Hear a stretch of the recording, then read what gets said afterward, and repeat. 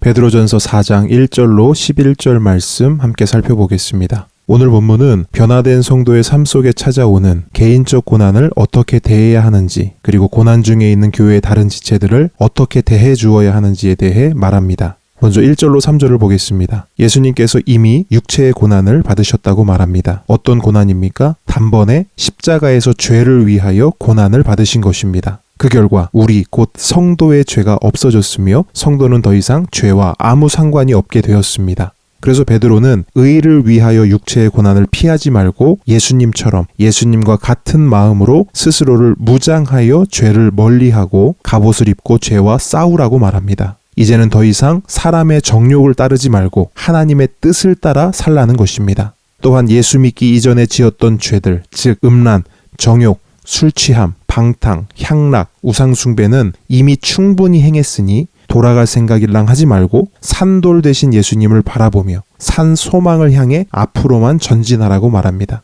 4절로 6절입니다. 베드로는 이렇게 변화된 삶을 살면 세상의 공격을 받을 수 있다고 말합니다. 바로 불신자들의 공격입니다. 불신자들은 어느 날 갑자기 변한 성도들을 보면서 이상히 여기고 당황스러워하며 심지어 비방하고 적대적인 모습을 보일 것입니다. 왜냐하면 얼마 전까지 자기들과 함께 극한 방탕에 다름질했는데 갑자기 모든 것을 거절하고 불참하며 자신들과는 전혀 다른 삶을 살아가기 때문입니다.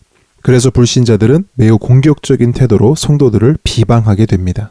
그러나 그들의 옹졸하고 거침없는 비방은 하나님의 심판대 앞에서 명백하게 거짓으로 드러날 것입니다. 또한 그날이 되면 성도들과 불신자들 사이에는 엄청난 차이와 격차가 생길 것입니다. 복음을 믿고 그 복음을 위해 고난받다가 죽은 성도들은 하나님 앞에서 환하게 웃을 것입니다. 그러나 이 땅에서 그 성도들을 비방하며 자기 멋대로 살다가 죽은 불신자들은 이를 갈며 슬피 울게 될 것입니다. 7절로 11절입니다. 그러므로 베드로는 불신자들의 조롱과 비방의 소리가 들려오더라도 육체의 고난과 시련이 찾아오더라도 좌절하거나 포기하지 말고 더더욱 정신을 차리고 깨어서 기도하라고 말합니다. 만물의 마지막, 즉 심판의 때가 가까이 다가왔기 때문입니다.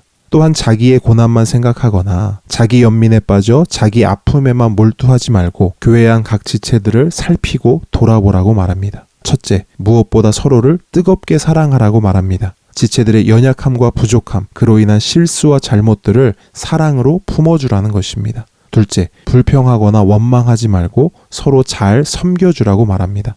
희생과 권리 포기의 마음으로 서로를 배려하라는 것입니다.